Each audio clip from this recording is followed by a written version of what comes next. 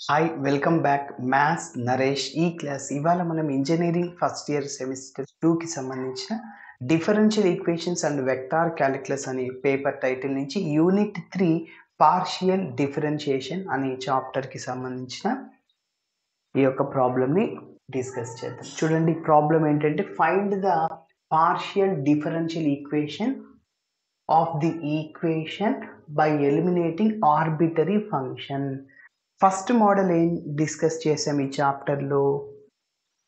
Same ఇదే విధంగా find the partial differential equation of the equation by eliminating arbitrary constants. Arbitrary కాన్స్టెంట్స్ని మనం eliminate చేయాలి. ఇక్కడ ఈ ఫంక్షన్ని ఎలిమినేట్ చేయాలి, ఆర్బిటరీ ఫంక్షన్ని ఎలిమినేట్ చేయాలి. ఓకే, సో మరి వర్కింగ్ రూల్ ఏంటంటే ఇన్ జనరల్గా మనము కాన్స్టెంట్స్ని ఎలా రిమూవ్ చేసామో అదే విధంగా చేస్తాం. ఇచ్చిన ఈక్వేషన్ని మనం ఎక్స్తో పార్షియల్ డెరివేటివ్ చేస్తాం, సో అదేవిధంగా వైతో పార్షియల్ డెరివేటివ్ చేస్తాం. అలా చేసిన తర్వాత ఈ ఫంక్షన్ మిగిలిపోతుంది రెండిట్లో, ఎక్స్తో చేసిన వైతో చేసిన. ఎఫ్ ఆఫ్ ఎక్స్ యొక్క derivative F dash of X అయిపోతుంది. మళ్ళీ దేన్నైతే ఎక్స్ లాగా అనుకుంటాం దాన్ని ఇన్నర్ డెరివేటివ్ చేయాలి. కాబట్టి నంబర్ గివెన్ ఈక్వేషన్కి 1 అనుకుంటాను.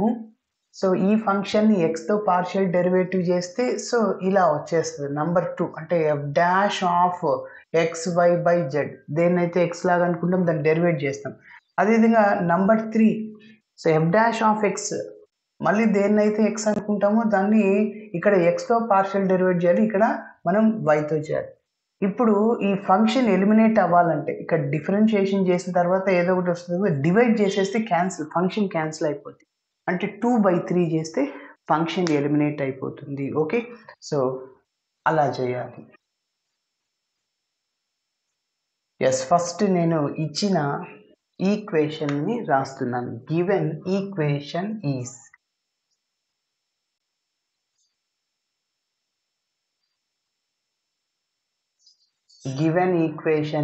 z is equal to f of xy by z. So that is taking as number 1, where arbitrary function f is arbitrary function to be eliminated, where f is arbitrary function.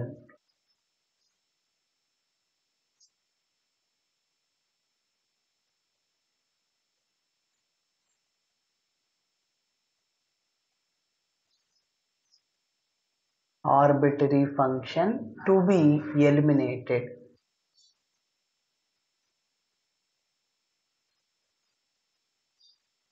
Okay, మరి first మనం ఏం చేయాలంటే ఈ number 1ని ఎక్స్తో partial derivative చేయాలి. Partial derivative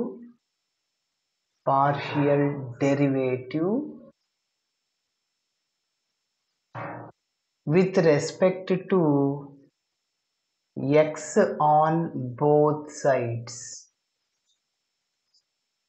X on both sides of equation 1. Okay, yes, so 1 implies z ని x తో partial derivative చేయాలి, ఎందుకంటే z అనేది xyలో ఫంక్షన్ కాబట్టి. ఓకే, సో xyని ఇండిపెండెంట్ వేరియబుల్స్ అంటాము, z ని డిపెండెంట్ వేరియబుల్ అంటాము ఇక్కడ. So do z by do X is equal to f of x లాగా ఉందనుకోండి, ఎఫ్ ఆఫ్ ఎక్స్ యొక్క differentiation f dash of x అవుతుంది, అంటే F dash of X why by z. మళ్ళీ మనం దేన్ని ఎక్స్ లాగా అనుకున్నాము, దీన్ని అంతటి ఎక్స్ వై బై జెడ్, దాన్ని ఇంకొకసారి మనం ఎక్స్తో పార్షియల్ డెరివేటివ్ చేయాలి. So inner derivative of X why by Z. Okay, yes, so do Z by do x ఇది ఇలానే రాస్తున్నా is equal to F dash of X why by z, దీన్ని ఇలానే రాస్తున్నాను. ఓకే, ఇప్పుడు చూడండి, దీన్ని ఎక్స్తో పార్షియల్ డెరివేటివ్ చేయాలి. మీరు గమనిస్తే న్యూమరేటర్లో ఎక్స్ వేరియబుల్ ఉంది, డినామినేటర్లో కూడా ఎక్స్ ఉన్నట్లే, ఎందుకంటే జెడ్ అనేది ఎక్స్ వైలో ఫంక్షన్ కాబట్టి. ఓకే, సో రెండు వేరియబుల్స్ డినామినేటర్లో న్యూమరేటర్లో ఉన్నాయంటే ఆ డిఫరెన్షియేషన్లో కోషంట్ రూల్ని ఉపయోగిస్తాము. ఓకే, మరి కోషంట్ రూల్ ఏంటంటే చూడండి, u by v whole dash is equal to by v square. First డినామినేటర్లు v స్క్వేర్ రావాలి, న్యూమరేటర్లు v తోనే స్టార్ట్ అవ్వాలి. vu dash minus u v dash. కాబట్టి ఈ ఫార్ములాని ఉపయోగించి చేస్తాం. ఏ formula? By v square vu dash minus uv dash. రెండు వేరియబుల్స్ మల్టిప్లైస్లో ఉన్నప్పుడు uv హోల్ డాష్ని ఉపయోగిస్తాం, uv dash plus vu dash. కానీ ఇక్కడ రెండు వేరియబుల్ డివిజన్లో ఉన్నాయి, సో కోషంట్ రూల్ని ఉపయోగిస్తాం. సరే, సో న్యూమరేటర్లో ఉన్నదాన్ని u, డినామినేటర్లో ఉన్నదాన్ని v అనుకుంటే సో ఆ ఫార్ములాని అప్లై చేస్తున్నా. చూడండి, ఫస్ట్ బై v స్క్వేర్ కదా, v అంటే z square, z square. Next first v అంటే ఎవరు? z. u డాష్ అంటే xyని మనం xతో పార్షియల్ డెరివేట్ చేయాలి. మీకు అర్థం అవడం కోసం ఇంకొక స్టెప్ వేస్తున్నా. Do by do X of xy. Dash అంటే డిఫరెన్షియేషన్, ఇక్కడ xతో చేయాలి xyని. మైనస్ u అంటే xy. అదేవిధంగా v డాష్ అంటే do by do X of z, అంటే దాని meaning do z by do ఎక్సే కదా. Okay, yes. సో ఇంకొద్దిగా సింప్లిఫికేషన్ చేస్తున్నా. So do z by do X is equal to F dash of xy by z. z అలానే రాస్తున్నా. చూడండి, xyని మనం xతో పార్షియల్ డెరివేటివ్ చేయాలి. సో xకి డెరివేటివ్ 1, పక్కన y అలానే ఉంటుంది. మల్టిప్లైస్లో ఉన్నప్పుడు y టర్మ్స్ అట్లనే రాసేయండి. ఓకే, సో ఇక్కడ y వస్తుంది minus x into xy into ఇంకా జెడ్ని xతో పార్షియల్ డెరివేట్ చేస్తే do z by do x divided by z square. Okay, so నేను చెప్పాను ఈ చాప్టర్లో do z by do x అంటే pని రీప్లేస్ చేయాలి, do z by do y అంటే qని రీప్లేస్ చేయాలి. ఓకే, సో సబ్స్టిట్యూట్ చేసేస్తున్నాను. p is equal to F dash of xy by z, ఇంకా ఇది ఇలానే రాసేస్తున్నాను, yz మైనస్ xy ఇంటూ దీన్ని అంతటిని p, do z by do ఎక్స్ని pగా రీప్లేస్ చేస్తున్నా, divided by z square. So this is taking as number 2. ఇదే విధంగా మనము నంబర్ 1ని yతో పార్షియల్ డెరివేటివ్ చేస్తాం. ఓకే, నెక్స్ట్ లైన్లో చూడండి.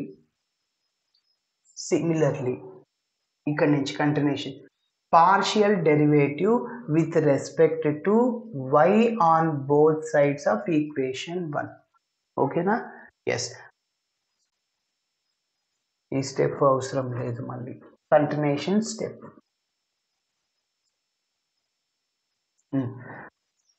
So F of xy by z. So జెడ్ని xతో పార్షియల్ డెరివేట్ చేస్తే do z by do X. F of x యొక్క derivative F dash of x అవుతుంది. మళ్ళీ మనం దేన్ని అయితే x లాగా అనుకున్నాము దాన్ని ఇంకొకసారి డెరివేట్ చేయాలి.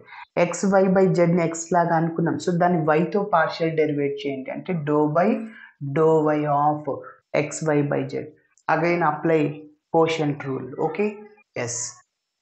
మరి ఇది ఇప్పుడు మనం yతో చేయాలి కాబట్టి do z by do y వస్తుంది అంతే, do z by do y, do z by do, దాన్ని q అని చెప్పచ్చు. Okay, yes. మరి ఇక్కడ చూద్దాం, బై v స్క్వేర్. ఓకే, అంటే z స్క్వేర్, v అంటే z, u డాష్ అంటే xyని yతో పార్షియల్ డెరివేటివ్ చేయాలి, do by do y of xy minus u అంటే xy, v డాష్ అంటే do by do y of z. Okay, yes. So ఇంకా ఇది ఇలానే రాయాలి. ఇక్కడ దీన్ని చూడండి, xy టర్మ్ని మనం yతో పార్షియల్ డెరివేట్ చేయాలి. yతో చేస్తున్నప్పుడు xని అట్లనే రాయాలి, xకి 1, x అట్లనే వస్తుంది ఇంటూ 1 అంటే x అన్నమాట. ఓకే, కాబట్టి xyని మనం yతో పార్షియల్ డెరివేట్ చేయాలి, yకి డెరివేటివ్ 1 అవుద్ది, ఇంకా x అట్లనే ఉంటుంది. ఓకే, నెక్స్ట్ మైనస్ xy, జెడ్ని yతో పార్షియల్ డెరివేట్ చేస్తే do z by do y.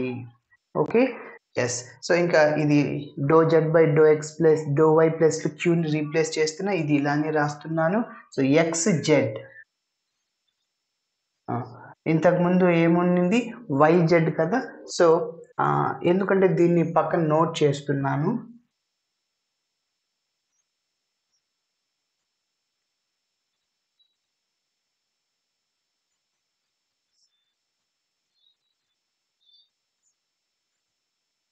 Okay సరే, నెక్స్ట్ ఎక్స్ జెడ్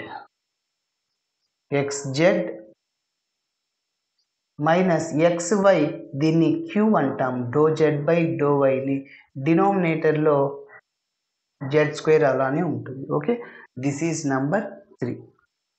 అయితే ఇప్పుడు మనం ఏం చేయాలంటే ఈ ఫంక్షన్ని ఎలిమినేట్ చేయాలి. మన టార్గెట్ ఏంటి? ఆర్బిటరీ ఫంక్షన్ ఎఫ్ ఆఫ్ అనే ఫంక్షన్ ఉందిగా, ఈ ఫంక్షన్ ఎలిమినేట్ అవ్వాలి. అది ఎలిమినేట్ అవ్వాలంటే నంబర్ 2లో F of X why by Z ఉంది, నంబర్ 3లో F of X why by Z ఉంది. డివైడ్ చేసేస్తే క్యాన్సిల్ అయిపోద్ది, ఎలిమినేట్ అయిపోతుంది. Okay, yes. నెక్స్ట్ స్టెప్ అదే చేస్తున్నా.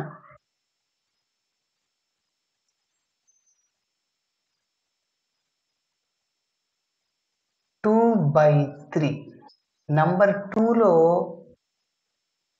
లెఫ్ట్ సైడ్లో ఏముంది అది రాసుకోవాలి. నంబర్ 3లో బై డివైడెడ్ బై 3లో లెఫ్ట్ సైడ్ ఏముంది అది రాసి డివైడ్ చేయాలి. నెంబర్ 2లో రైట్ సైడ్లో ఏముంది బై నెంబర్ 3లో రైట్ సైడ్ ఏముంది అది రాసేసి క్యాన్సిలైజేషన్ చేస్తాం. Okay, simplification. సో 2 అంటే ఇదే కదా.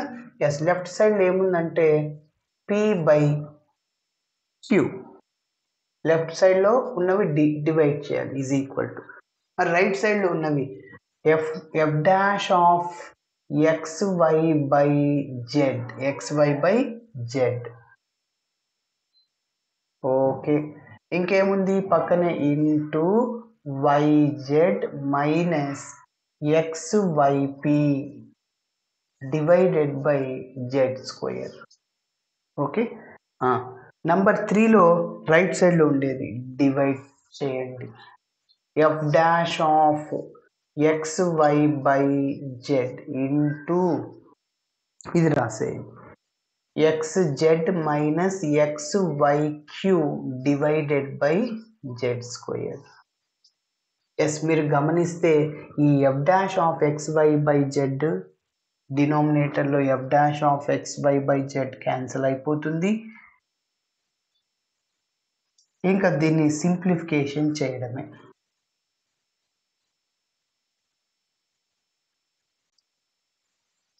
ఎస్, పి బై క్యూ ఉంటుంది లెఫ్ట్ సైడ్లో. మరి రైట్ సైడ్లో ఇంకా జెడ్ స్క్వేర్ కూడా క్యాన్సిల్ చేసేయచ్చు, ఎందుకంటే డినోమినేటర్ సేమ్ ఇక్కడ రెండిటికి. So for example A by B by C by B ఉందంటే ఈ బీబీ క్యాన్సిల్ చేసేయచ్చు. ఎలా సార్ అంటే దీన్ని A by B into C by బిని బి బై సిగా రాసుకోవచ్చు, అప్పుడు బీబీ క్యాన్సిల్ అయిపోతుంది. ఓకే, సో అప్పుడు ఏసి మిగిలిపోతుంది అనమాట. ఇది ఏబిసి. ఓకే, మళ్ళీ ఇది బీబీ క్యాన్సిల్ అయిపోతుంది. సో మిగిలింది Y Z minus X Y P divided by X Z minus X Y Q. Okay, so దీన్ని ఇంతటితో వదిలేయకుండా ఇంకొద్దిగా సింప్లిఫికేషన్ చేయాలి. సో మనం ఈ పార్షియల్ డిఫరెన్షియల్ ఈక్వేషన్ని ఫామ్ చేయాలి అంటే ఇట్లా రాసుకోవాలి. Capital P small p plus capital Q small q, అదేవిధంగా ఈజ్ ఈక్వల్ టు ఆర్. ఇలా మనం చేయాలి. P P plus Q Q is equal to R. దాన్నే లెగ్రాంజెస్ పార్షియల్ డిఫరెన్షియల్ ఈక్వేషన్ అంటాం. లెగ్రాంజెస్ పార్షియల్ డిఫరెన్షియల్ ఈక్వేషన్ అని చెప్పచ్చు. సో మనం ఇచ్చిన ఇట్లా దాన్ని సింప్లిఫికేషన్ చేస్తే అట్లా చేయాలన్నమాట. Capital P into small p, capital Q into small q is equal to capital R. Okay, ఆ క్యాపిటల్ ఆర్ ఒక్కొక్కసారి 0 అవ్వచ్చు, ఏదైనా రియల్ వాల్యూ కూడా ఉండొచ్చు, చెప్పలేము. ఓకే సరే, సో ఇప్పుడు చూడండి క్రాస్ మల్టిప్లై చేయండి. సో పితో ఈ 2 టర్మ్స్ని మల్టిప్లై చేయండి. పిఎక్స్ జెడ్, ఓకే, మైనస్ ఉంది X Y into P Q. Okay, మళ్ళీ ఈ రెండింటిని వైతో మల్టిప్లై చేయండి, చెప్పండి. YZQ మైనస్ XYPQ. XYPQ. Okay.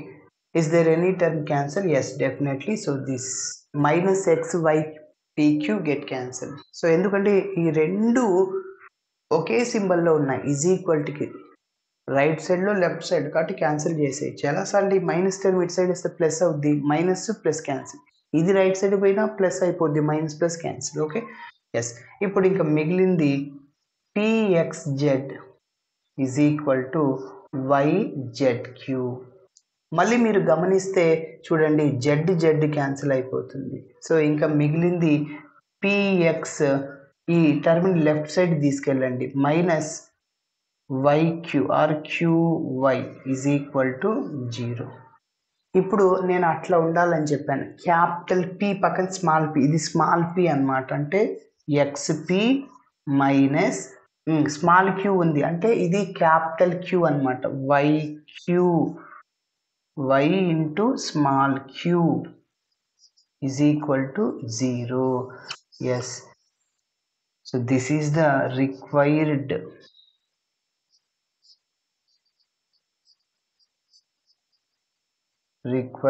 Partial differential equation అని చెప్పచ్చు. ఓకే, సో ఇలా చేయాలి. Thanks for watching my video. Video నచ్చితే ఖచ్చితంగా మీ ఫ్రెండ్స్ కూడా షేర్ చేయండి. బాయ్.